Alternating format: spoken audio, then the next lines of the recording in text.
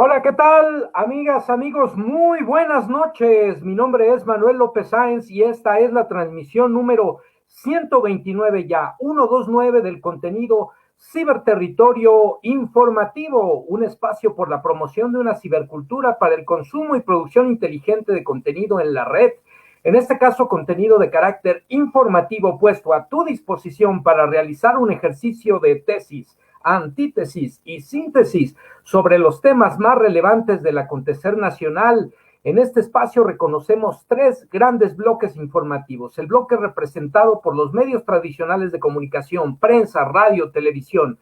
El bloque representado por los órganos de comunicación del gobierno federal y finalmente el bloque representado por los contenidos digitales en Internet a los cuales este espacio pretende sumarse precisamente como una alternativa más de contraste, de análisis crítico sobre lo que está aconteciendo en nuestro país y que al final cada quien tome su propio punto de vista.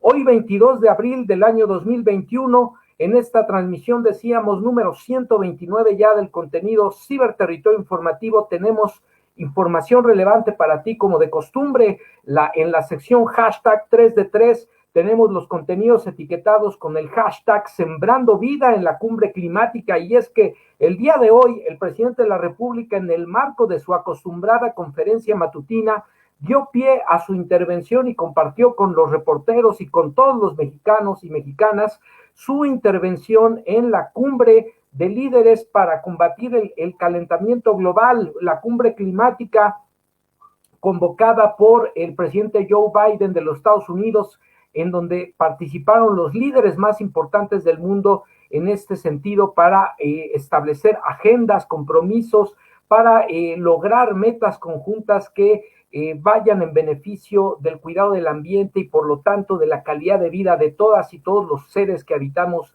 este planeta. Así que la información es de la mayor relevancia y ahí el presidente de la República, frente a todos los líderes del mundo, señaló la importancia del programa Sembrando Vida como una alternativa de carácter ecológico, pero también de carácter laboral, de carácter social, incluso de carácter migratorio, humanitario, que se puso en la agenda como una posibilidad precisamente no solo para cuidar de manera importante el medio ambiente, sino también para garantizar la calidad de vida, el bienestar de cientos de miles de personas que por diferentes razones tienen que emigrar a los Estados Unidos pasando por nuestro territorio o incluso nuestros connacionales que pues se habían quedado sin muchas posibilidades de trabajar en el campo mexicano y que ahora a través de este programa verdaderamente está siendo una punta de lanza para recuperar el campo mexicano, para dignificar a los campesinos mexicanos, pero también para cuidar el medio ambiente desde una perspectiva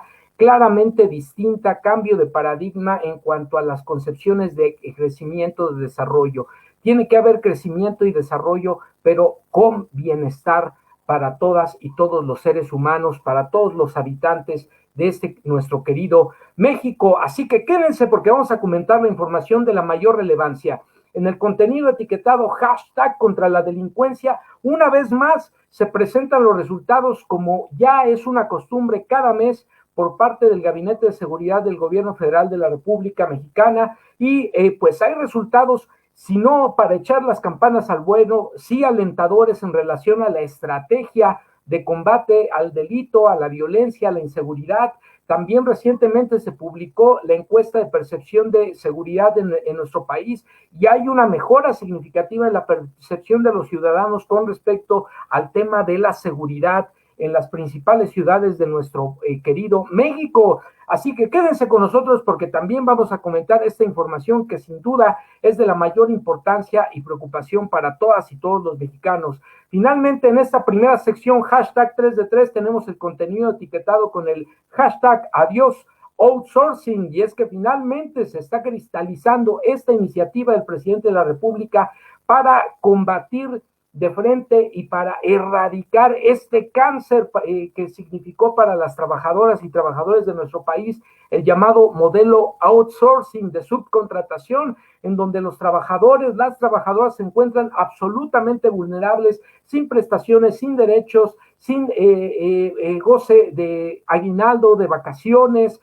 sin derecho a la antigüedad, sin seguro médico, este modelo laboral verdaderamente lesivo, rapaz, impulsado por los gobiernos de Felipe Calderón y Enrique Peña Nieto, y que hoy se está a un paso de echar por la borda este modelo de contratación inhumano, absolutamente abusivo, que lesiona las garantías de los trabajadores, las trabajadoras de este país, y que bueno, finalmente está en la Cámara, en el Congreso, para su final aprobación, y aún así ya ha habido cambios importantes en las condiciones de miles de trabajadores en nuestro país, con esta transición, con esta regularización laboral, como se le ha dignado a llamar esta desaparición del outsourcing. Por eso decimos #outsourcing.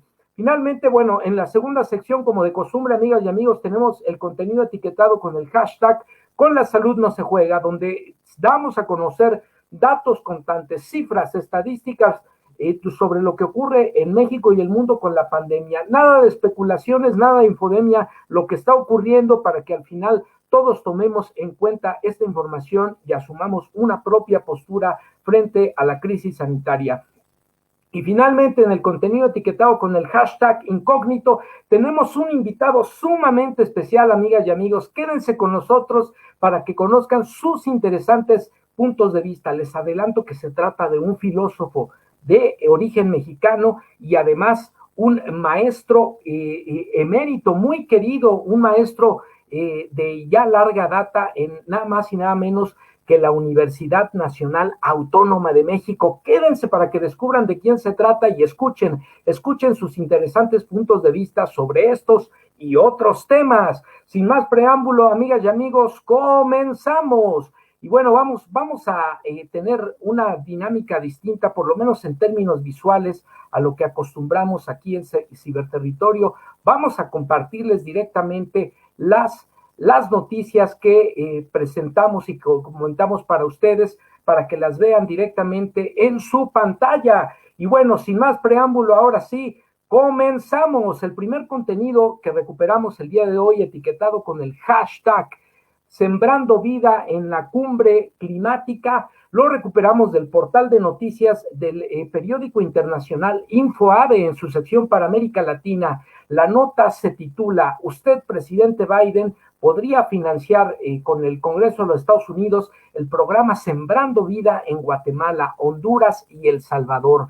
Así habló el presidente mexicano Andrés Manuel López Obrador en la cumbre de líderes sobre cambio climático, y agregó: tengo una propuesta complementaria. Con todo respeto al gobierno de Estados Unidos, se podría ofrecer la posibilidad de obtener una visa de trabajo temporal, y luego de otros 3 o 4 años se podrían obtener hasta la residencia en Estados Unidos a quienes participen en este programa en Centroamérica, que eventualmente, ante la propuesta del presidente, pudiese ser aceptada e implementado el programa en Centroamérica. Y bueno, el presidente de México, Andrés Manuel López Obrador, participó en la cumbre de líderes sobre el cambio climático desde Palacio Nacional. López Obrador propuso que el programa Sembrando Vida se amplíe en Centroamérica para crear 1.2 millones de empleos con el financiamiento de los Estados Unidos. La tercera propuesta consistió en compartir, dijo el presidente, con ustedes, líderes mundiales, en especial con usted, presidente Biden, una experiencia exitosa. Estamos aplicando Sembrando Vida, que posiblemente sea el esfuerzo más grande de reforestación en el mundo. En ello, este programa laboran 450,000 campesinos y campesinas que reciben un jornal de 5,000 pesos mensuales para plantar árboles frutales y maderables en sus tierras o parcelas. Se han sembrado hasta ahora 700 millones de plantas y se llevará a 1,000 millones para abarcar 1 millón de hectáreas.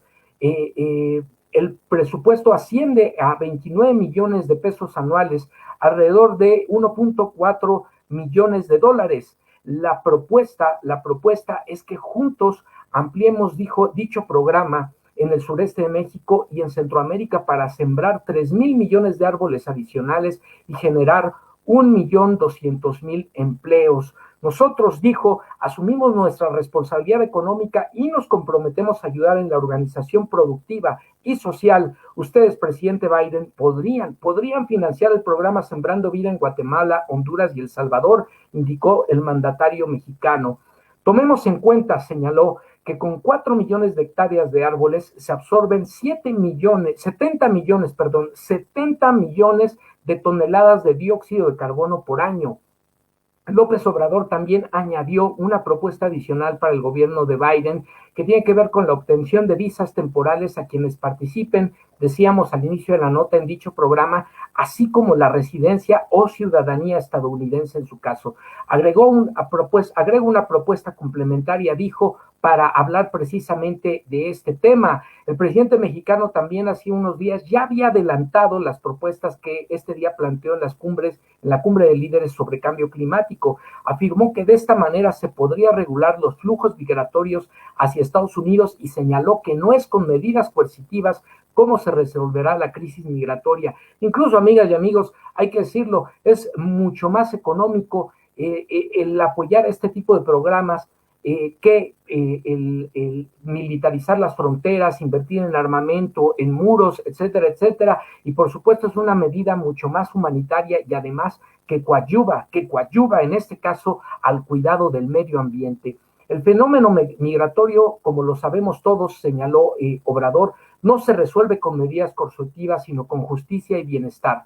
Además, usted, presidente Biden, es un hombre sensible y sabe que del espíritu de trabajo y el deseo de superación del migrante, que es fundamental en el desarrollo de las naciones. Con migrantes, con esos seres excepcionales, se han hecho, dijo, las grandes naciones. Es cosa de ordenar los flujos migratorios y darle cauce con humanismo y juicio práctico, junto con el amor a la naturaleza y la responsabilidad de heredar a las nuevas generaciones un planeta habitable. Debe también prevalecer la fraternidad universal, concluyó el mandatario. Pues, amigas y amigos, aquí lo tienen, sin duda un planteamiento integral, un planteamiento incluyente, no solo de la mayor relevancia en términos de lo que toca al cuidado de la naturaleza, al cuidado del planeta, a el combate al calentamiento global, sino por otro lado también la atención desde una perspectiva humanitaria al asunto migratorio y sobre todo una concepción, dejando claro cuál es la concepción del gobierno mexicano sobre el modelo de crecimiento, desarrollo. No puede haber crecimiento económico, no puede haber desarrollo económico si este no está aparejado a garantizar las condiciones de vida humanas, de bienestar, de calidad, de oportunidades para todas y todos los seres humanos que habitan México y desde luego el mundo. Así culminó la participación del mandatario mexicano y por eso decimos hashtag Sembrando Vida en la cumbre climática de líderes mundiales. Cerramos el primer contenido, amigas y amigos, de esta transmisión y vamos ahora al segundo contenido etiquetado con el hashtag Combate a la inseguridad a la 4T. Esta nota la recuperamos del portal de noticias digital del periódico La Jornada. Se titula Bajan homicidios en 10 municipios y suben en 5. Esto lo señaló Isela Rodríguez, titular de la Secretaría de Seguridad del Gobierno Federal. La nota está firmada por los corresponsales del medio Roberto Garduño y Fabiola Martínez, publicada el día de hoy. Dice así la noticia: en el primer trimestre del año, 15 municipios concentraron 26.4% de los homicidios dolosos, informó la titular de la Secretaría de Protección y Seguridad Ciudadana, Rosa Isela Rodríguez, en la conferencia del presidente Andrés Manuel López Obrador. Destacó que en los 10 municipios prioritarios en que logramos buenos resultados, el homicidio se redujo, señaló, en 18%, mientras que León, Cajeme, Guadalajara, Acapulco y Chihuahua aumentó el índice en 19%. Hay que recordar que estas ciudades que pertenecen a entidades que han sido constantemente problemáticas en materia de violencia, en materia de inseguridad, pues se refiere precisamente el caso de León a Guanajuato, gobernado por el Partido Acción Nacional, Cajeme, gobernado en Sonora, gobernado por el PRI, por el Partido Revolucionario Institucional, Guadalajara en Jalisco, gobernado por Movimiento Ciudadano, Acapulco en Guerrero, gobernado por el Partido Revolucionario Institucional,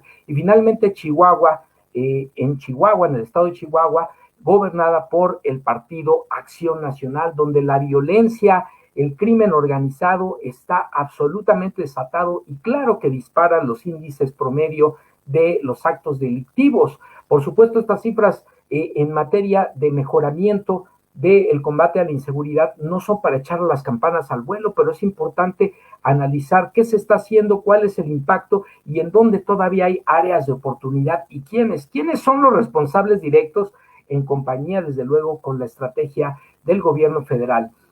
La funcionaria también ponderó la baja de 39% en delitos financieros y fiscales y de 18.7% en patrimoniales. Algo similar también ocurrió en ese periodo con los delitos del fuero común, con 4.6% menos homicidios dolosos respecto al mismo lapso en comparación de 2020. Igual que el reporte mensual anterior, Guanajuato, Baja California, Jalisco, Estado de México, Michoacán y Chihuahua son las 6 entidades que concentran 50.7% de la incidencia de este delito y 15 municipios prioritarios acumulan también el 26.4%. En los primeros 3 meses del año, se logró contener la incidencia de homicidio, que bajó 2.4% en relación al mismo periodo del año 2020. Continúa, por supuesto, el reto en violencia familiar, trata de personas y violación. En el caso de los robos disminuyeron 17.8% en comparación con el primer trimestre de 2020 y la incidencia de la extorsión, que también nos preocupa, señaló la funcionaria, bajó al 0.4%. Y en materia de secuestro, la incidencia se mantiene en las cifras más bajas de los últimos años, con una reducción del 36.8% en comparación con el año pasado. Por otra parte, aseguró que el gobierno federal mantiene presencia permanente de fuerzas regulares en la región de Tierra Caliente, Michoacán. El enfoque actual tiene que ver con trabajo social. Nosotros, dijo, como gobierno no queremos enfrentamiento con la población, pero en los casos en que haya personas que cometen delitos deberán ser castigados. Por su parte, el secretario de Defensa Nacional, Luis Crescencio Sandoval, señaló que el Cártel de Jalisco Nueva Generación ha utilizado drones con cargas pequeñas de explosivos para atacar corporaciones de seguridad en Guanajuato, Jalisco, y en días pasados también ocurrió en el estado de Michoacán, sobre todo después del desplante del gobernador Silvano Aureoles, que fue a enfrentar, a empujar a un ciudadano que manifestaba su descontento por el asunto de inseguridad en la comunidad de Aguililla, en ese estado que mal gobierna este pésimo funcionario que impulsó a esta gobernatura el Partido de la Revolución Democrática. En el Salón de la Tesorería de Palacio Nacional, el presidente Andrés Manuel López Obrador agregó y elogió el desempeño de Rosa Isela Rodríguez al frente del sector, una mujer que por primera vez está al frente de esta responsabilidad en un país como el nuestro, y aclaró que a pesar de la buena relación con el gobierno de Estados Unidos, México no aceptará operativos que afecten la soberanía ni seguridad interior. El mandatario reiteró que en la estrategia de seguridad las aduanas se encuentran estrechamente resguardadas por las Fuerzas Armadas, y esto, amigas y amigos, también en el contexto de la petición reciente del gobernador del estado de Texas para declarar por parte del gobierno Joe Biden como grupos terroristas a los cárteles mexicanos. Y esta reacción sensacionalista, la verdad es que lo único que buscaría es venta de armas, el negocio de las armas, que es un negocio redondo para los Estados Unidos, le vende a las policías, a los ejércitos, pero también le vende al crimen organizado, porque el crimen organizado no tiene dinero para fabricar armas, tiene dinero para comprarlas, pero hay alguien que las fabrica, como Estados Unidos, entre otros, como los principales productores de armas en el mundo, que les están poniendo en charola de plata las armas a los delincuentes. Jugar a las guerritas en un territorio que no es el propio, en el caso de Estados Unidos, sino en un país como el nuestro, pues nuevamente incrementaría el saldo de violencia, en donde México pone los muertos, el sufrimiento, las víctimas colaterales, mientras que Estados Unidos y otros hacen su negocio redondo con una clara simulación, porque el narcotráfico, amigas y amigos, se le ataca con inteligencia, confiscando sus bienes, sus cuentas bancarias. Estados Unidos sabe perfectamente, conoce y consiente la existencia de dinero del narcotráfico en sus casinos, en la bolsa de valores, en sus bancos. Si realmente se quisiera combatir el narcotráfico, es ahí donde se tiene que hacer y dejarles de vender armas a los delincuentes. En alusión a eso es que el presidente de la República menciona que no se permitirá la intromisión de otro país en el territorio nacional cuando esto comprometa la seguridad y la soberanía de México. Pues bueno, amigas y amigos, con esto cerramos el segundo contenido del día de hoy y vamos al tercer contenido etiquetado con el hashtag adiós, adiós outsourcing, adiós reforma laboral de Felipe Calderón y de Enrique Peña Nieto.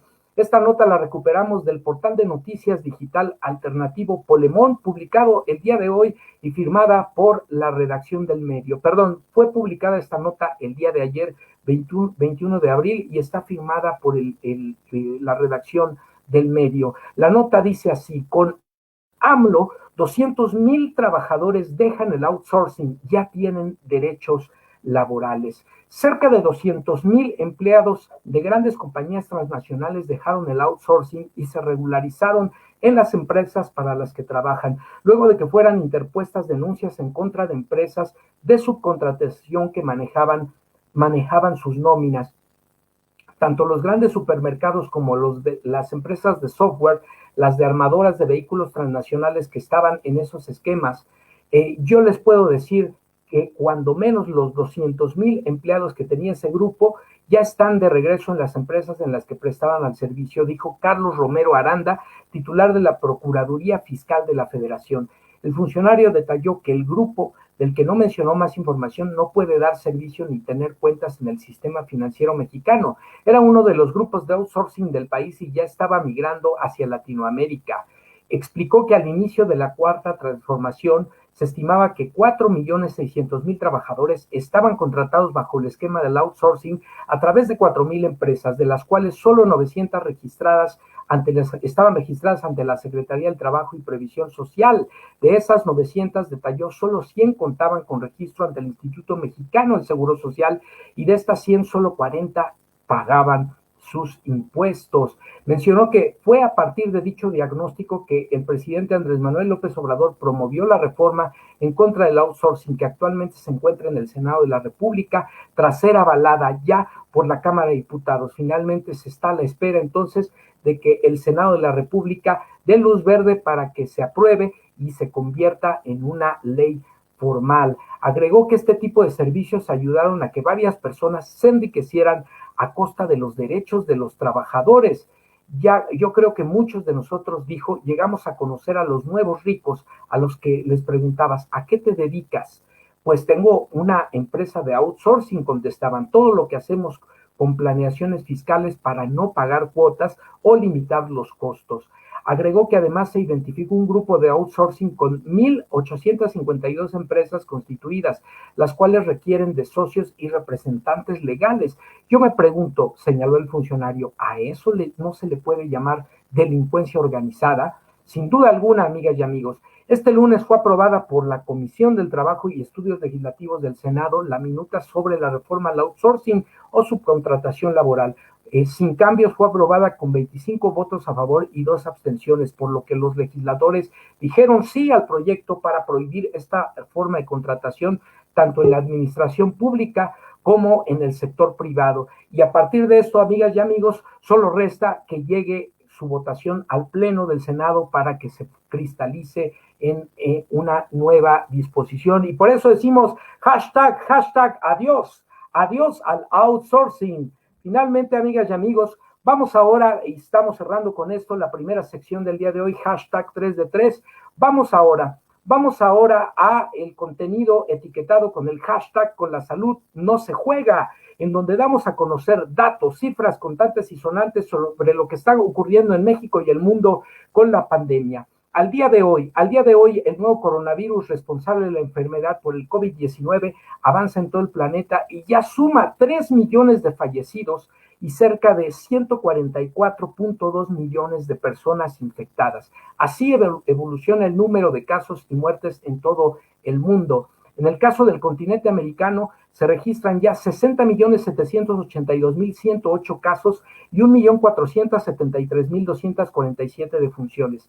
Europa registra 48.102.371 casos y 1.026.164 decesos. Asia 30.831.824 casos y 441.507 defunciones. El continente negro, África, 4.466.453 casos registrados y 118.919 defunciones. En el caso de Oceanía, se registran al momento 61.307 casos y 1.170 defunciones. Para México, al momento se registran 169.2 defunciones por cada 100,000 habitantes, lo que coloca a nuestro país en el lugar número 17 a nivel mundial en tasa de defunciones. 1.835 casos por cada 100,000 habitantes, lo que coloca a nuestro país en el lugar número 88 a nivel mundial en tasa de infección. Por otra parte, tenemos también que al momento se registran 1.839.381 pacientes recuperados, lo que coloca a nuestro país en el lugar número 10 a nivel mundial con mejor tasa de recuperación.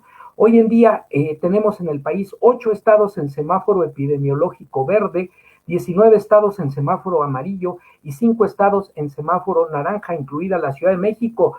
No hay estados ya en semáforo rojo.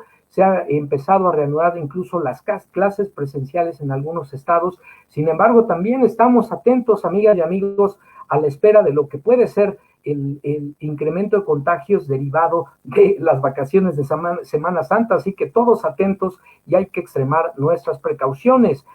Al momento se registran 2.315.811 casos que se han acumulado desde el inicio de la pandemia al día de hoy en México, lo que representa el 1.8% de la población total.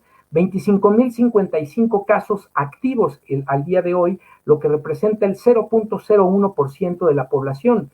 1.839.381 pacientes recuperados, lo que equivale al 1.4% de la población total y nos arroja una tasa de efectividad del 79.4%, lo cual quiere decir que prácticamente 8 de cada 10 pacientes que enferman de coronavirus se recuperan satisfactoriamente gracias a los profesionales de la salud, auténticos héroes vestidos de blanco. Lamentablemente, nuestro país registra 213.597 defunciones al día de hoy, lo cual representa el 0.1% de la población total, y más de la mitad de estas defunciones, amigas y amigos, están relacionadas con comorbilidades como hipertensión, obesidad, diabetes y tabaquismo, lo cual quiere decir que también tenemos que ayudar en esta contingencia, cuidando nuestros hábitos, evitando estos problemas de salud, cuidando lo que comemos, haciendo ejercicio, observando las medidas de higiene, mantenernos en casa si no tenemos que salir,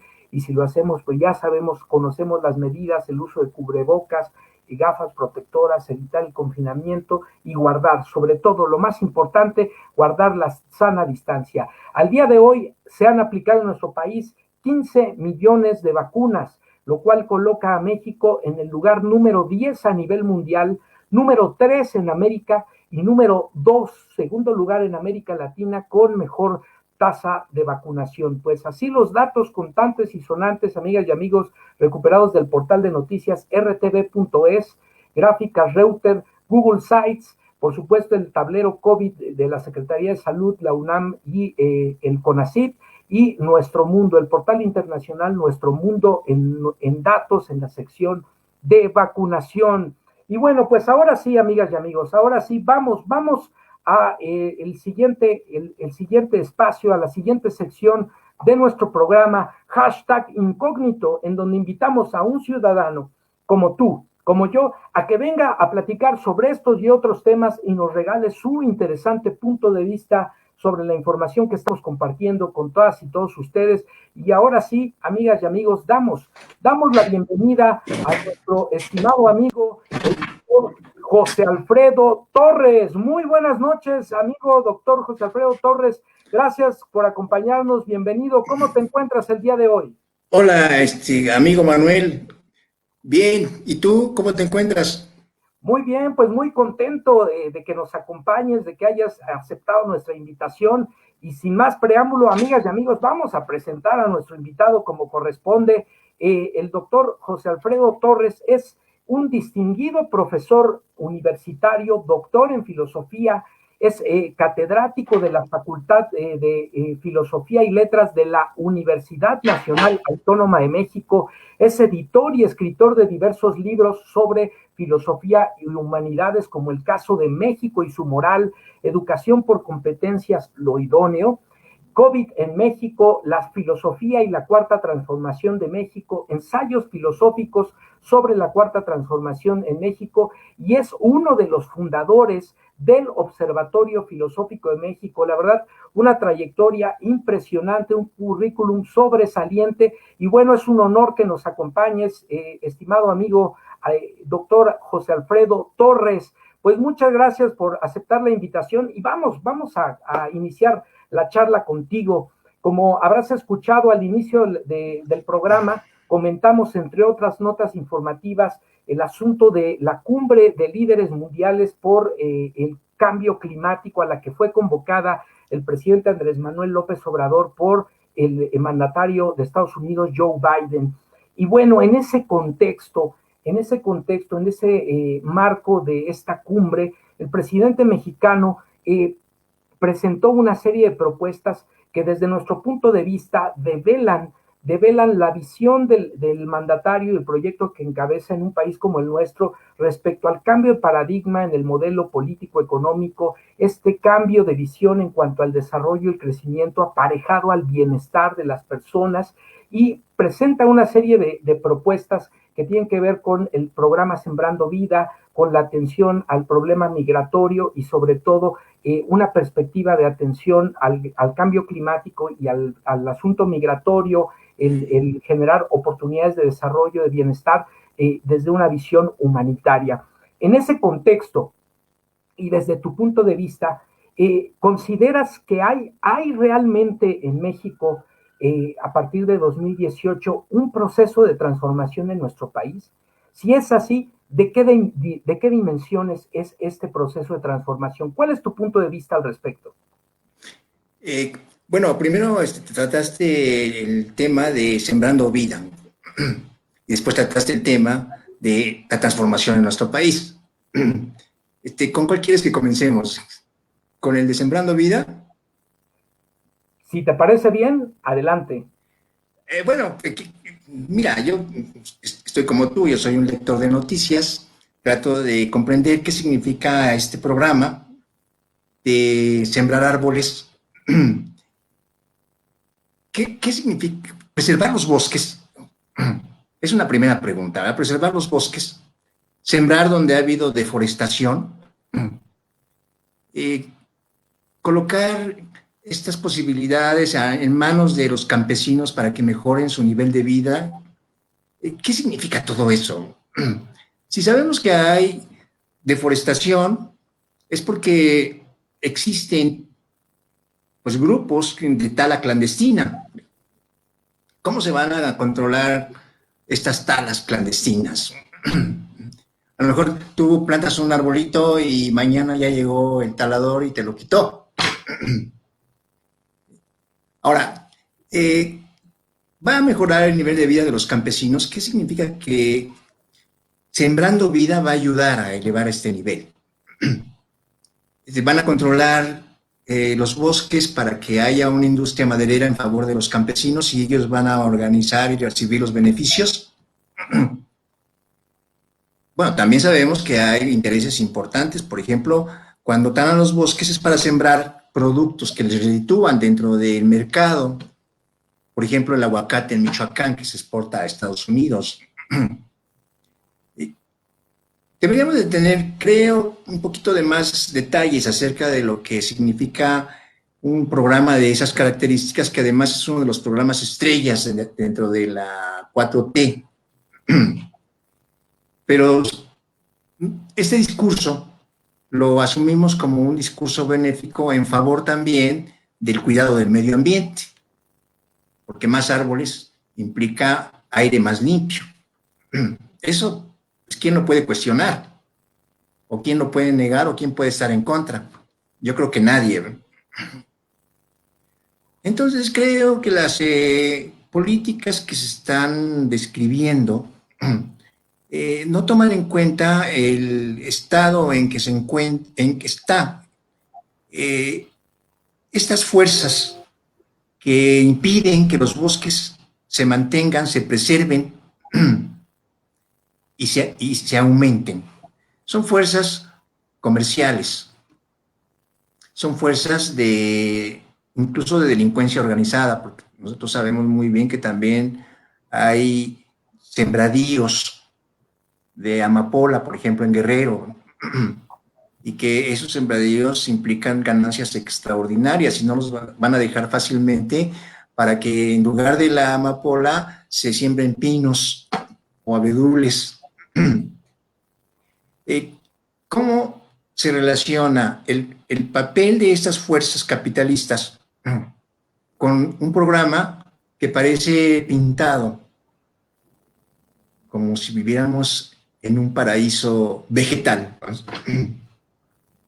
Eh, si no hay esa relación, si no hay ese vínculo que nos permita entender las posibilidades de que esas fuerzas del mercado o esas fuerzas del crimen organizado eh, van a ser minimizadas, van a ser erradicadas, van a ser controladas, pues entonces un trabajo de reforestación no se ve viable.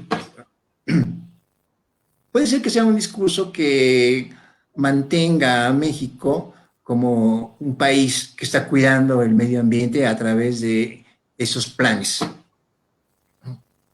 Y entonces tendríamos que llegar a la conclusión de que se trata de una diplomacia que presenta una buena imagen.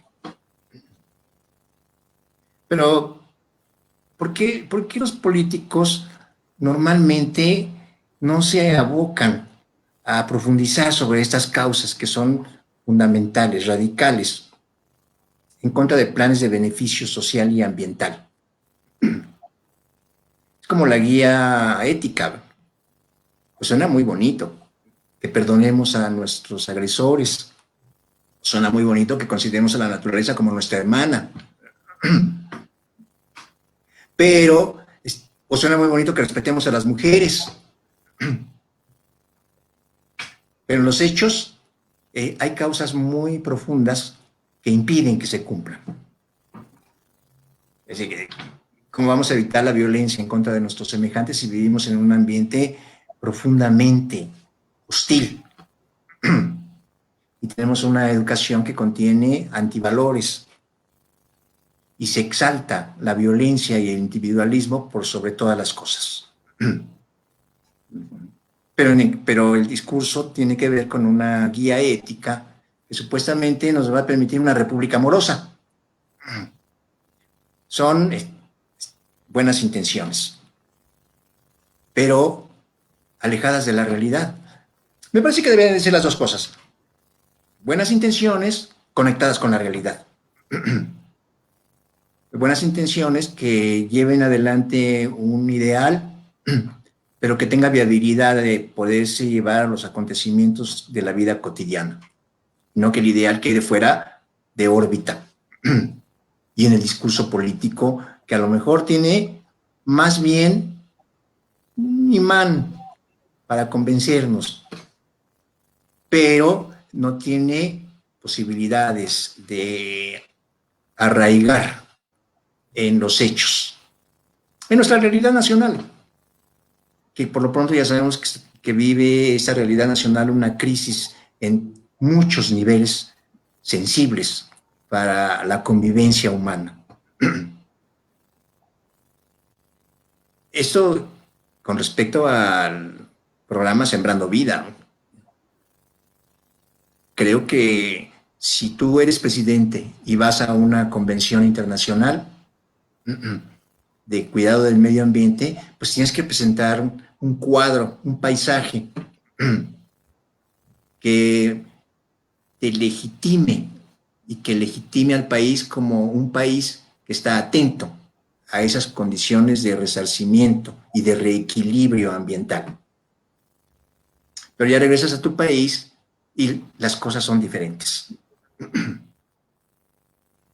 Bueno, no sé tú qué piensas, pero cada sexenio, cada capítulo presidencial tiene su discurso reivindicativo, ecológico, y de justicia social en varios rubros. Y cambia de acuerdo con las condiciones, con las coyunturas y los intereses para permanecer como un discurso convincente frente a la población. Nosotros somos oyentes, escuchamos esos discursos, pero también no los bajamos de la nube. Ahora, ¿por qué nos interesaría o por qué nos debería interesar hacer un alto en el camino y buscar un poco de más detalles que nos dijeran hasta qué punto puede ser factible? Porque pues estamos atenazados en esa red de la comunicación, que además se vuelve también una comunicación oficial, aparte de la infodemia, en donde prevalecen noticias falsas. Ha sido una avalancha de noticias y esa avalancha de noticias tiene su sesgo. ¿Cuáles serían, por ejemplo, las noticias más independientes que nos pudieran acercar a lo que está sucediendo realmente a nuestro alrededor? La sociedad civil parece que todavía no alcanzamos a tener vías independientes más apegadas a una cierta objetividad, sino que estamos en manos de las agencias de noticias y en este momento, por supuesto, de las redes sociales. Llego a la parte del principio para terminar este segmento. ¿Cómo debo asimilar o cómo debo recibir esa información de un programa como Sembrando Vida? No entiendo cómo va a beneficiar a los campesinos. Si les va a dar un salario de 5,000 pesos al mes, pues van a seguir emigrando a los Estados Unidos. ¿Y de qué sirvió Sembrando Vida? Si va a seguir la deforestación por intereses de delincuentes que lucran con esa madera tan valiosa de las selvas, de los bosques, de las Amazonias, y no se dice absolutamente nada de cómo se va a evitar ese flagelo, pues entonces me queda esa duda también. Se van a sembrar árboles y se los van a llevar quienes van a lucrar clandestinamente. No somos una sociedad que cuide su medio ambiente. Además, sabemos que hay grandes empresas que tienen interés en nuestros bosques muy pronunciados. Por ejemplo, las industrias papeleras. ¿De dónde sacan esa cantidad de materia prima? Pues de los bosques de los países periféricos. Ya sabemos que ellos sí cuidan sus bosques. Hay reservas de coníferas en Canadá o en Estados Unidos que son intocables. ¿De dónde sacan entonces esa materia prima tan necesaria? Pues se vienen a nuestros países y se las llevan. La minería extractiva, pues también son empresas transnacionales, son empresas poderosas que no creo que vayan a respetar los bosques. Y ahí hay una contradicción. Si vivimos entonces en una industria extractiva, en una industria que arrasa nuestros recursos naturales, como los bosques, como las selvas. Y al mismo tiempo pensamos que un programa como Sembrando Vida va a resolver el problema de la deforestación y de la pobreza en el campo con grandes comunidades que son dueñas de esos bosques. Nos elevamos hacia las alturas de lo que puede ser un discurso bonito, pero nos caemos frecuentemente cuando notamos que ese discurso no corresponde con la realidad y con la solución, porque las causas de esos fenómenos están ausentes. debería de decirnos el discurso oficial cómo va a atacar esos factores de destrucción, de lucro y de competencia de grandes empresas. Bueno, sería ingenuo que lo hicieran, ¿verdad? Y sería ingenuo pensar y esperar que tuviéramos esa respuesta. ¿Cómo vamos a actuar o cómo actuamos frente a estos acontecimientos? La sociedad civil, estamos inermes, estamos impotentes. Y afortunadamente hay grupos que militan en favor del bien común y son defensores de su territorio, pero ya sabemos qué está pasando con estos líderes sociales. La gente en las urbes, como que nos vemos muy alejados de esos problemas, pero no sabemos que los estamos padeciendo profundamente. Adelante. Sí, sin duda alguna, interesantes reflexiones y que precisamente abonan a este ejercicio de contraste, de plantear, identificar una tesis informativa, plantear su antítesis y al final hacer este ejercicio de contraste para que cada quien, amigas y amigos, tomemos nuestro punto de vista.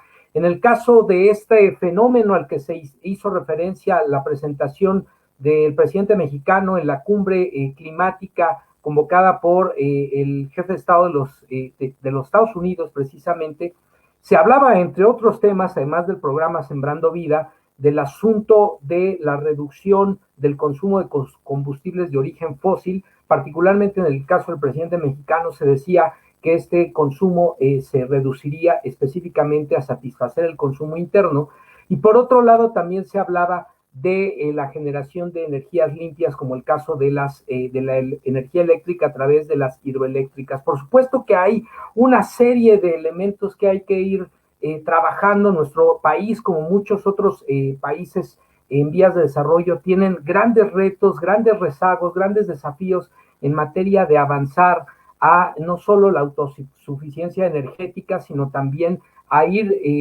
reduciendo las emisiones de carácter contaminante. Por otro lado, en el caso del programa Sembrando Vida, decíamos que desde nuestra perspectiva podía haber una elemento favorable para la cuestión del cuidado del medio ambiente, además de atender causas de origen social, en esta lógica de apoyar a los campesinos, de brindarles un recurso, sí, aún es muy poco, el ingreso de 5,000 pesos mensuales, pero también es cierto que ese recurso, a lo mejor a nosotros nos puede parecer mínimo, en comunidades que históricamente han sido abandonadas, a quienes los propios compradores de los productos agrícolas explotan a los campesinos, les compran a precios verdaderamente risibles los productos que siembran, que producen, que cosechan. Pues la verdad es que puede ser, o empieza a ser por lo menos en lo que se vislumbra en el horizonte inmediato, una bocanada de aire fresco para empezar a impulsar esta actividad productiva. Y en el caso del planteamiento relacionado con el fenómeno migratorio, pues que precisamente estas comunidades poco a poco vayan encontrando actividades productivas, actividades que les generen un ingreso y que les permitan permanecer en sus comunidades. Desde luego es un camino muy largo que recorrer, y otro de los elementos que poníamos en la palestra con nuestro invitado, el doctor José Alfredo Torres, es que precisamente este programa y otras políticas que se están impulsando, que tienen que ver con proyectos productivos en las comunidades, ya hablando de la perspectiva del modelo de crecimiento y desarrollo económico en un país como el nuestro, pues se están pugnando por incentivar proyectos productivos, proyectos que estén siempre aparejados al bienestar, a las condiciones de vida de las personas. Y en ese sentido, te preguntábamos, amigo doctor José Alfredo Torres, si tú vislumbras, tomando este ejemplo como otras políticas de desarrollo de proyectos productivos en la actual administración, ¿Vislumbras que hay realmente un proceso de transformación en ciernes, un proceso de transformación que está ocurriendo en contraste con el modelo político económico neoliberal impulsado por las administraciones antecedentes en México y bueno, a nivel mundial? ¿Identificas un contraste, una diferencia? ¿Hay algo que tú en este análisis desde el punto de vista filosófico, social, vislumbras como un proceso de transformación o no? Pues mira, amigo Manuel, la propuesta de una transformación es más bien una propuesta de transformación moral. Estamos metidos hasta el tuétano en un sistema de competencia salvaje. O sea, entonces, ese sistema se ve reforzado por acuerdos como el TEMEC, Tratado México, Estados Unidos, Canadá, un tratado económico de, para la macroeconomía exportadora, digamos. Eh, es una estructura que permite que haya desigualdad, porque unos van a acumular, como todos sabemos, y otros se van a quedar sin esa riqueza acumulada en unas cuantas manos. Es una visión empresarial, es una visión de competitividad productivista, como se le llama. Este sistema necesita que haya quienes se apropien de esa riqueza y quienes trabajen en favor de esa apropiación. Entonces están las grandes empresas y están los trabajadores mal pagados. ¿Cómo hacer que se reduzca la desigualdad en medio de esta perspectiva empresarial y economicista o tecnócrata? O sea, el empresario se va a tentar el corazón y va a decir, yo soy muy moral y ahora les voy a subir 5 veces el salario a mis trabajadores. El gran comerciante va a decir, no, yo ya no voy a subir los precios y no voy a acaparar el mercado en favor de los consumidores para que tengan más posibilidades de comprar la canasta básica. O, por ejemplo, en la educación va a haber esta burocracia educativa, va a decir, les voy a subir el salario a los profesores para que sean auténticos estudiosos y promotores de una educación liberadora. Todo eso es una estructura que va a continuar. Entonces, el primer punto es, en una llamada transformación, esa estructura no se transforma. Es una estructura económica, es una estructura de fondo. Pero por otra parte, se dice que debe existir una solidaridad y un nuevo humanismo para que todos vivamos como seres cordiales y ciudadanos en medio de, dije hace rato, una república amorosa. ¿Cómo hacer que esta estructura permita elementos de convivencia más justa? Si esa estructura tiene como su característica principal el acaparar, el competir y el buscar por todos los medios posibles el beneficio propio, independientemente si los demás están o estamos en la lona. ¿Se puede hacer compatible? Esa sería una pregunta. ¿Se puede hacer compatible? Si se pudiera hacer compatible, sí habría una transformación. Si no se puede hacer compatible, la curación del tejido social, ¿no? Es que está desgarrado, con las causas que lo desgarran. Entonces, tenemos que hay una continuidad de la crisis económica, crisis educativa, crisis cultural, crisis política. Por supuesto, se habla de la cuarta transformación y se dan algunos nortes acerca de lo que sería un combate a la corrupción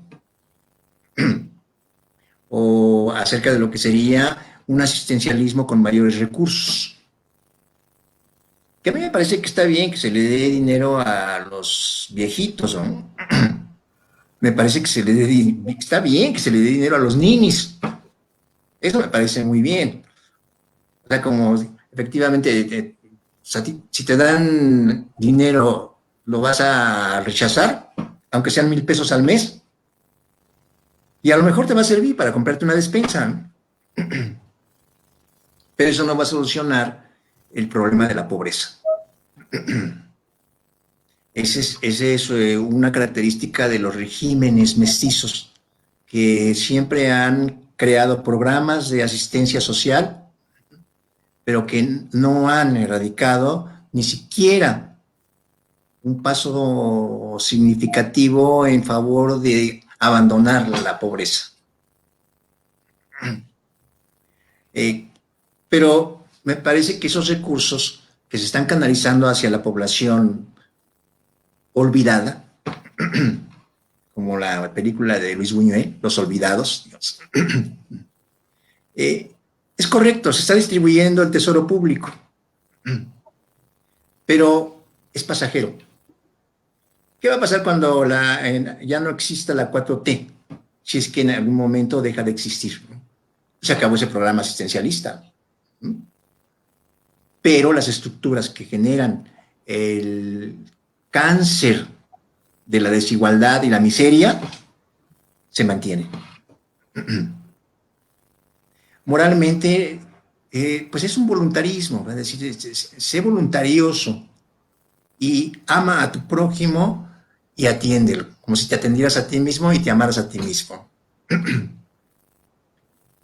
Pero esa postura se contradice con la estructura de desigualdad económica y desigualdad política. Fíjate. No veo por dónde está el remedio para hacer a un lado esas heridas tan profundas. Buena intención está bien, buena gente, me parece muy bien. Como decía Simón Bolívar, hacen falta, en medio de la guerra, hacen falta democracias paternalistas. El Padre bondadoso que nos ayude. Y también le atinó Simón Bolívar, porque no podemos estar eternamente en una contienda, en una guerra, sin que caigamos fulminados. Entonces, estamos en un paréntesis, creo yo, de una democracia paternalista con un alto nivel de asistencialismo y buena voluntad. Pero a todas luces es insuficiente, porque no se atacan las causas. Fíjate que es muy interesante todo pues este planteamiento, esta serie de cuestionamientos en donde justo nos vas, amigo doctor José Alfredo Torres, nos vas poniendo los puntos sobre las sillas, los ejercicios de contraste, y yo pensaba, si un proceso de transformación en un primer momento implica poner a los puntos encontrados, a los polos encontrados, este voluntarismo, esta buena intención, esta renovación moral frente a una estructura rapaz, descompuesta, voraz, salvaje, necrófila, ¿no? Que apunta como parte de su principal credo a la posesión, a lo inmaterial, a la depredación del medio ambiente, a la acumulación de riqueza. Si esos puntos opuestos están en tensión inicial, quizás sí estemos en una primera fase de transformación. ¿Hacia dónde nos va a llevar esa tensión en un momento determinado? Pues eso está por verse. Pero pareciera desde este cuestionamiento que tú haces y eso explica la algidez con la que está reaccionando la estructura y los beneficiarios de esa estructura hoy día frente a las acciones en materia de política social, a los programas sociales, frente a las reformas en materia legal, por ejemplo, las reacciones que estamos viendo en materia de la ley de hidrocarburos, de la reforma judicial, de cómo ahora estos programas sociales se traducen en recursos, quizá pocos, pero a los sectores más vulnerables de la población, cuando se traducían de manera discrecional en tarascadas para los oligarcas y para los propios funcionarios públicos en momentos anteriores de nuestro país. O sea, pareciera ser que empiezan a haber estos puntos de encuentro, de tensión, que empiezan a generar desequilibrios en un sistema que se había acostumbrado pues a ser una fábrica de ricos en pequeñas proporciones, pero en gran acumulación de capital, y una fábrica de pobres en grandes dimensiones. Sin duda alguna, creo que por ahí los cuestionamientos que nos planteas pues nos llevan a empezar a hacer este ejercicio de contraste. ¿Qué es lo que estamos viviendo? Pues quizás sea en este primer momento este punto de encuentro necesario, de contraste, de choque, de tensiones, y vamos a ver a dónde nos llevan estas tensiones. Yo por ahí empezaba a revisar de manera muy a bote pronto, debo decirlo, el día de hoy, algunos de los textos que me hiciste favor de compartir. Y me llamaba mucho la atención uno de los apartados que decía, hablaba sobre precisamente el proyecto de la Cuarta Transformación y de Andrés Manuel, y que lo asemejaban a un prismo de los años 70, y que además decían, bueno, aquí uno de los principales riesgos que se vislumbran en el horizonte es un profundo caudillismo. Y frente a este caudillismo, la propuesta otra vez de puntos de encuentro, de tensión, la tenía desde la perspectiva del autor la sociedad civil, las organizaciones sociales, ¿no? ¿Cómo lograr que no se vaya hacia esta proceso únicamente de cambio de etiquetas, de buenas intenciones, de voluntarismo? Pues es precisamente la sociedad civil, y lamentablemente, no sé tú cómo lo veas, creo que la sociedad civil, las organizaciones sociales no han tomado este rol protagónico que sí les corresponde y que sí sería necesario quizá para alimentar un verdadero proceso de cambio, de transformación en un país como el nuestro. Por ahí vemos movimientos verdaderamente inverosímiles, como el caso de Frena, o el movimiento feminista, que de repente está ahí un poco raro el asunto de dónde surge, cuál es su lógica, su naturaleza. Algunos movimientos de larga data, como el caso del ZLN, o pues algunas organizaciones por la defensa del medio ambiente en ciertas comunidades a lo largo del territorio nacional, pero no vemos realmente que haya una sociedad civil que quiera tomar en las riendas, en sus manos la rienda de su destino, para participar en este concierto de construcción de la democracia y de un proceso de transformación de fondo de la sociedad y las condiciones de vida en un país como el nuestro. No sé tú cómo mires esta lectura. Pues mira, esto de la sociedad civil es muy abstracto. O sea, ¿a quién te estás refiriendo, verdad? Te estás refiriendo a los Es algo así como maestros, te estás refiriendo a el pueblo, ¿no? sí, te estás refiriendo a los campesinos, te estás refiriendo a las feministas, ¿a quién te estás refiriendo? Pero esta tensión que tú mencionas entre la estructura y la posibilidad de que esa tensión se distienda para beneficiar a quienes critican a la estructura, eh, este antagonismo de fuerzas es un ejercicio de poder. Si tú estás en el poder, no lo vas a compartir, lo vas a mantener. y lo vas a intentar incrementar.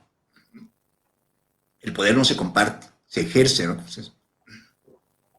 Entonces, cuando se da esa tensión, significa que, por ejemplo, en el caso de las mujeres que luchan por una emancipación o por una consecución de sus derechos, tú lo acabas de mencionar, que dices que te confunde, te marea, no entiendes qué pasa ahí. Bueno.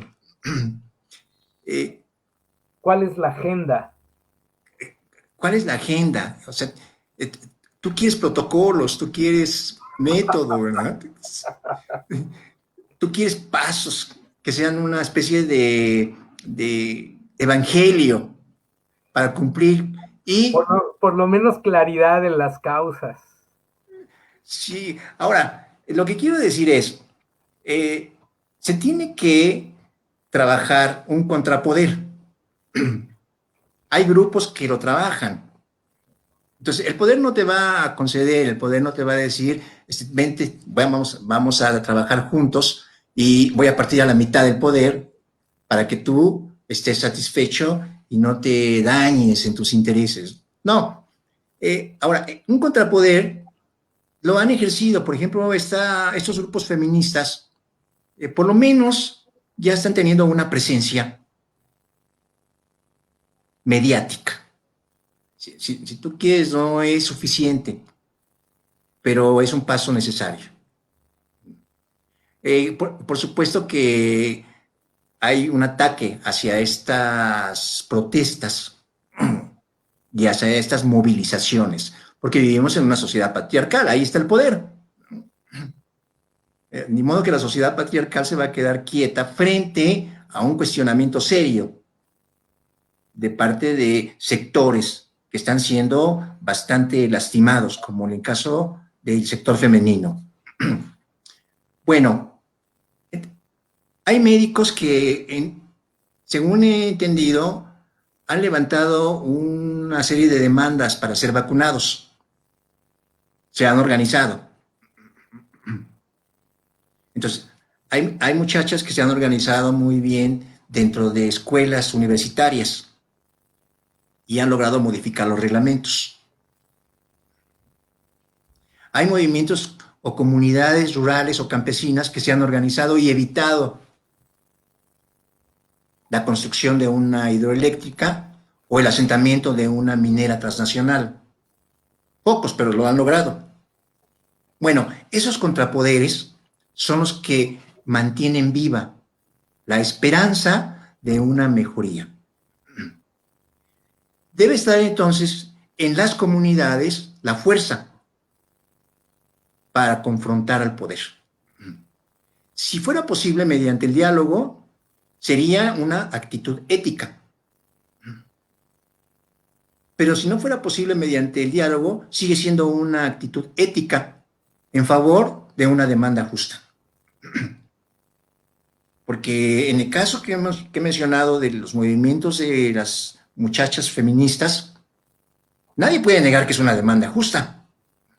No, por supuesto. El asunto es el momento, la circunstancia. Y tú decías, por ejemplo, amigo doctor José Alfredo Torres, decías que han logrado una presencia mediática, ¿no? Hablando, por ejemplo, de este contrapoder que pudiese ser este movimiento social, colectivos feministas enarbolan pues el desmantelamiento de la sociedad patriarcal, reivindican el derecho de la mujer a una vida libre de violencia.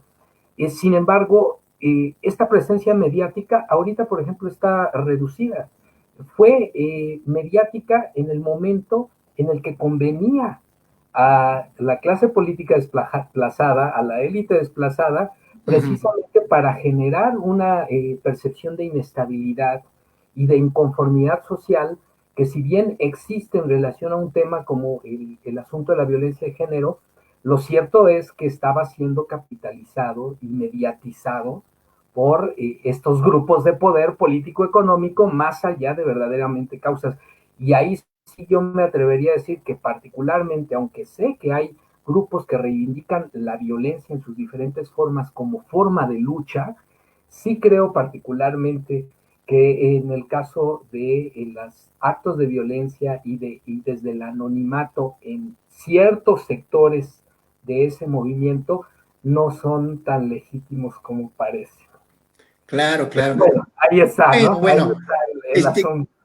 creo que poner el acento en la violencia no está mal, pero dejarlo ahí no es tan correcto, porque habrá Es grupos un que elemento, tengan una vía pacífica que estén claro. recorriendo. Eh, Y grueso, lo vimos en las manifestaciones del año pasado y de este año del Día de la Mujer.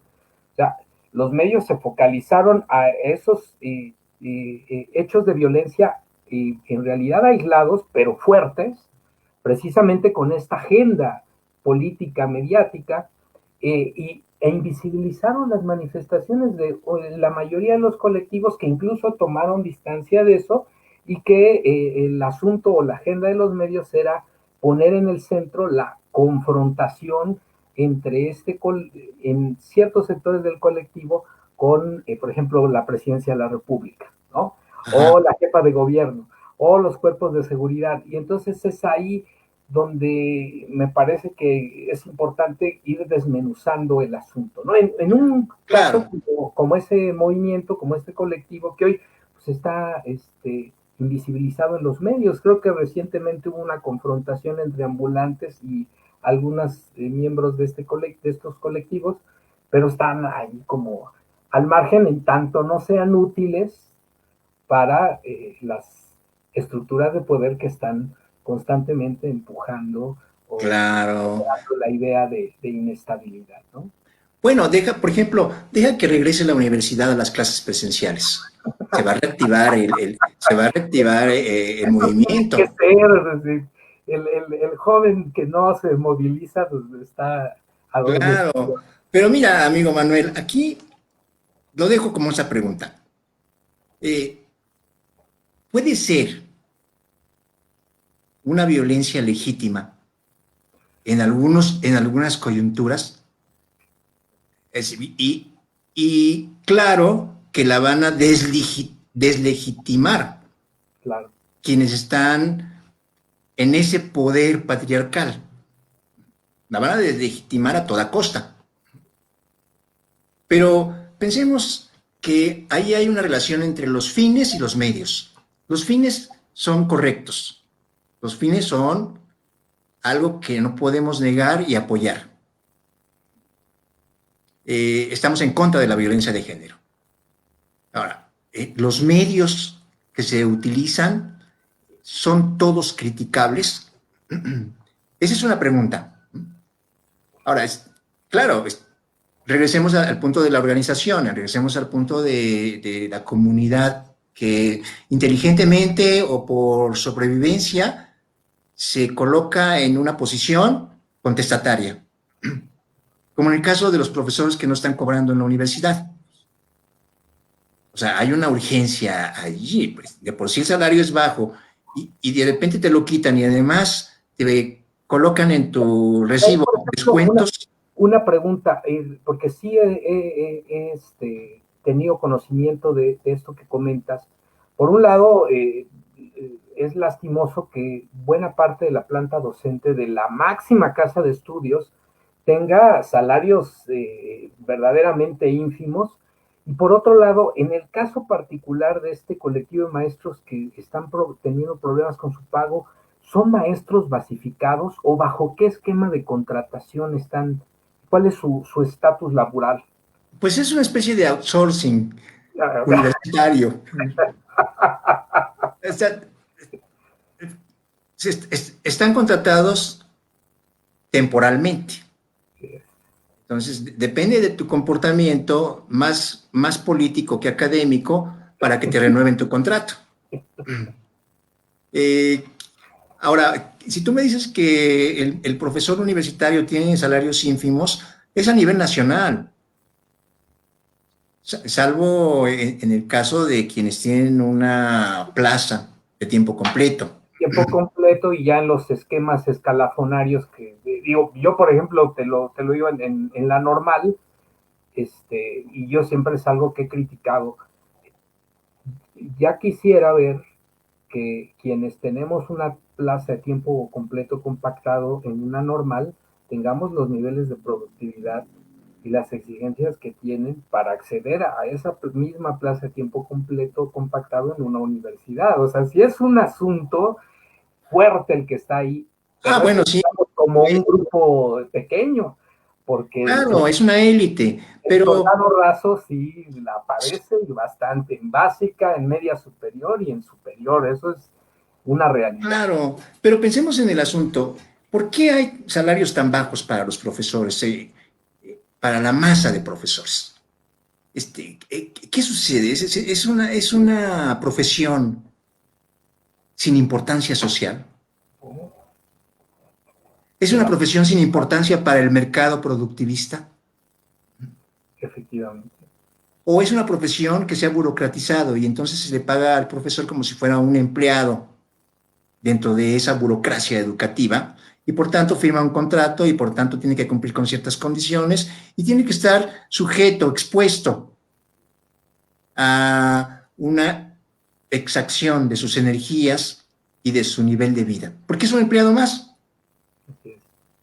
¿No? ¿O cuál es la dignidad del profesor en esas condiciones? En la universidad, en el nivel básico y en otro tipo de escuelas o ambientes educativos. Podríamos considerar que en la actualidad sí se le considera un empleado, un técnico de la enseñanza. Está abocado a enseñar un programa, a cumplir con especificaciones didácticas y a comprobar su rendimiento a través de evaluaciones de diverso tipo. Que ahí también, ahí ¿No hay es un un, empleado entonces? efectivamente, aunque también allá hay una reconceptualización del docente, de sus condiciones laborales, de su función, del esquema de contratación que se está tratando de impulsar, porque si hoy podríamos, sobre todo en las instituciones que no tienen, que no gozan de la autonomía, como el caso de las universidades, sí está en buena medida el maestro condenado con ciertos matices a la reproducción de planes y programas de estudio y se vuelve un mero operador, un técnico, un empleado, un trabajador de la educación. Bueno, en sexenios anteriores éramos los responsables del fracaso educativo y éramos poco menos que delincuentes peligrosos a los cuales el Estado mexicano persiguió con toda violencia estructural, psicológica e incluso física en la represión a los movimientos magisteriales. Situación que por lo menos en el discurso empieza a haber un matiz distinto y ahí sí efectivamente, ahí sí yo te diría que nuevamente hablando de la importancia de la organización y la participación social, nos toca en este nuevo momento a los maestros, a los colectivos de los maestros, democratizar, por ejemplo, las organizaciones sindicales y también entrarle con todo el rigor posible al trabajo educativo y también reclamar, en el caso de las instituciones de educación superior, la autonomía, la autogestión, la formación de comunidades de investigación, de aprendizaje que a su vez retroalimenten los planes y programas de estudio. Es decir, nuevamente es importante que los actores, los colectivos en diferentes ámbitos, dentro y fuera de las instituciones, en las comunidades, pongan en la palestra los problemas sociales, los problemas que les aquejan y a partir de ello seamos más proactivos, porque es cierto, un proceso de transformación no lo va a impulsar solo una persona o un grupo de personas o un gobierno, se requiere de una sociedad que esté dispuesta a organizarse, a participar y a movilizarse para no seguir viviendo del paternalismo o del caudillismo, que sí vaya que tenemos tradición en México al respecto. Bueno, para concluir este punto, tenemos que reconocer que ciertos conglomerados se activan frente a una urgencia. Y la cuestión problemática es que pasada esa urgencia se desactivan. Eh, Ahora, o sea, no tenemos un carácter de movilización permanente, Así es. de persecución El topo. fanática de la democracia, Dios. O sea, no la tenemos. Ahora, por supuesto que en el caso de los profesores, la universidad ya prometió que los basificará a los profesores de asignatura. No Ojalá. les va a aumentar el salario, los va a basificar. Y, y estoy seguro que una vez que se normalice el pago salarial y se especifiquen las condiciones para la basificación, entonces, nuevamente, todo vuelve a la normalidad. Las aguas vuelven a su cauce. Ahora, eso que tiene que ver con la educación. O sea, a eso me refiero. El burócrata profesor ha abandonado en aras de la sobrevivencia lo que más le debe interesar, la educación. Y deben ser los dos elementos que debe defender, la educación y sus condiciones materiales. Pero al parecer, el statu quo se ha encargado de que esas dos ambiciones que pudieran ser inherentes al profesorado, a la docencia, al educador, se están dejando descuidadas. Ahora, tú sabes muy bien que hay, no solamente en el caso del contingente magisterial, o sea, también en el caso de una estructura que somete a las mujeres a panoramas domésticos, ambientes que difícilmente las mujeres van a abandonar, porque una estructura las ata en ese terreno, en ese espacio. Como decía una profesionista, dice, bueno, mi marido me ayuda y trata de lavar la ropa y trata de hacer la comida, pero es un desastre. Entonces yo tengo que decirle, es que no, hazte a un lado y yo tengo que hacerlo. Yo tengo que hacerlo. Vamos interiorizando conductas y eso también significa una apropiación de nuestros cuerpos de parte del poder o las estructuras de poder. La única salida es, aunque sea eventualmente, una compactación, como en el caso de los profesores en este momento que no están recibiendo su salario en la universidad. O en el caso de las muchachas que en este momento están fuertemente influenciadas, y qué bueno, por un movimiento feminista internacional. O en el caso de los alumnos que eventualmente se rebelan a través de un movimiento estudiantil, por ejemplo, en el caso del movimiento estudiantil de 1999. Nos hace falta tener un poco de más constancia.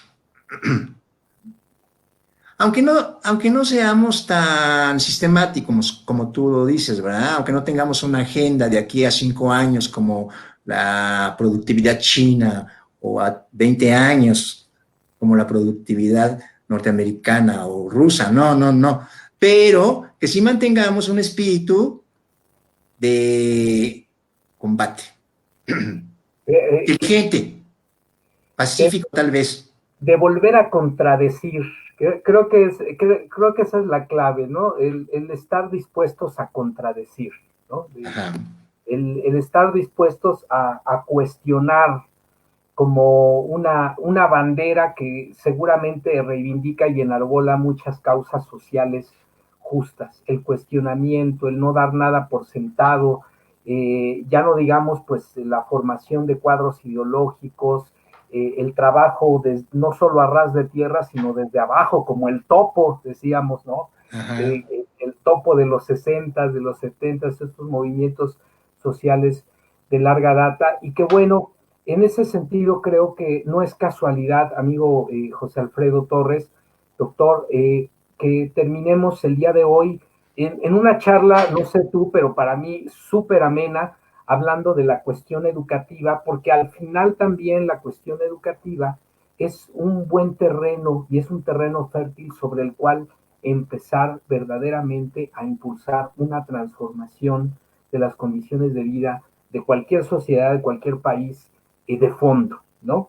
A través precisamente del cuestionamiento, a través de una constante revisión de lo que está pasando a nuestro alrededor y el planteamiento de estrategias de lucha, de participación, de colaboración, de discusión, de análisis y de toma de acciones precisamente para abordar los temas que nos aquejan. Si te parece bien, amigo José Alfredo Torres, me encantaría que nos volvieras a acompañar en otros programas y que platicáramos, por ejemplo, de tus libros, estos ensayos educativos sobre el cuestionamiento precisamente a la visión mercantilista de la educación en contraste con qué alternativa, ¿no? Cuando cuestionas las competencias serán lo más adecuado para un país, una sociedad como la nuestra o el mundo entero, o cuando hablas de estos ensayos desde el punto de vista filosófico, social, de el proceso de transformación que ya nos dejas pensando en este momento, bueno, es responsabilidad de todos tratar de impulsarlo y ver hacia dónde podemos llegar como sociedad. Y bueno, en ese sentido, si te parece bien, vamos pensando en otros momentos de acercamiento, de diálogo. Te agradezco muchísimo y te invito a nuestras amigas, a nuestros amigos a leer los comentarios que nos hicieron aquí en la transmisión. Por aquí Ángeles Dávalos nos saluda, Nick López, hola, Yanei Vázquez, buenas noches, Patricia Sainz, buenas noches a todas y todos. Manuel López Olivares nos decía, Sembrando Vida es un programa ecológico, económico y social porque es una respuesta inmediata al problema del calentamiento global, esto mientras se siga avanzando en el desarrollo tecnológico para sustituir los combustibles fósiles. Bueno, por acá nos dicen, excelente propuesta del presidente a Estados Unidos para contribuir a la mejora del ambiente con el programa Sembrando Vida en el Día Mundial de la Tierra. Hoy Día Mundial de la Tierra, por cierto. También nos dicen por acá, curiosamente, en donde hay mayor incidencia de delitos es en los estados prianistas y del movimiento ciudadano. No se debe de aceptar que se considere el narcotráfico como terrorismo, porque pasaría lo mismo que sucedió con la guerra del Calderonato y tendríamos una política intervencionista de Estados Unidos. México, dice por acá, ocupa el 10º lugar de recuperados a nivel mundial por el coronavirus para que los panistas vean lo bueno y no su afición a la necrofilia de su enfoque de la pandemia. Por acá nos comentan, invitado de lujo, bienvenido el doctor José Alfredo Torres, nos dice Patricia Sainz. Eduardo Francisco nos dice, habrá que estar alertas ya que se registra algún repunte del COVID-19 en 16 estados de la República, Morelos entre ellos.